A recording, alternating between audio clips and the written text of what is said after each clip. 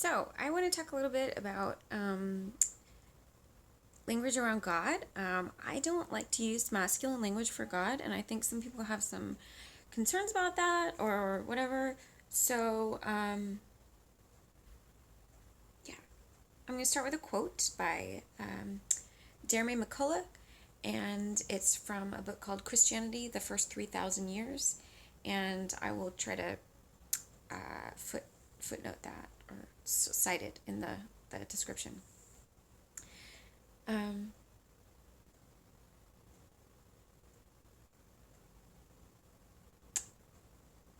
A characteristic feature of Syrian Christianity is reference to the Holy Spirit as female. Grammatically, after all, ruah, the Syriac word for spirit, is feminine. Although later Christians found this disconcerting, and from around 400 CE arbitrarily redefined the word as masculine in grammatical gender. So, people who like to define God as male, or are insistent on defining God as male, are pretty good at creating silly reasons for doing so, when in fact, much of the gender derivation we find in modern Bible translations comes from the grammatical gender of words in the languages of the texts. People do this with the Bible.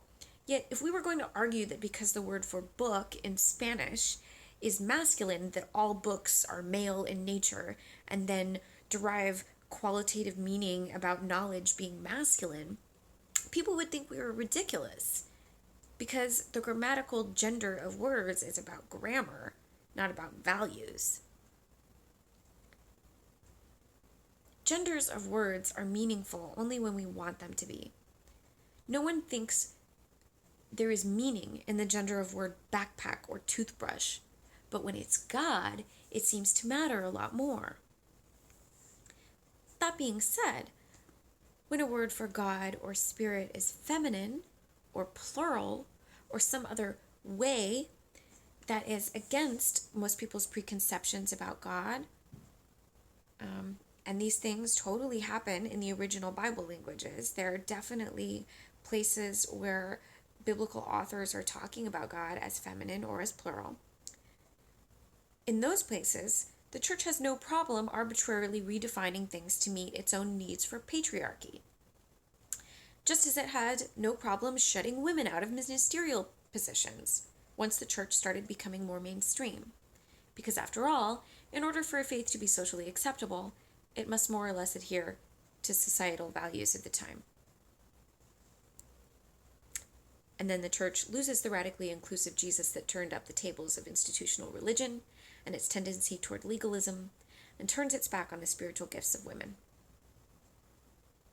At the very core of my being, I feel that Jesus would be deeply bothered by how religious institutions have denied the spiritual gifts of women, by restricting women to particular roles in society and family. God is not male.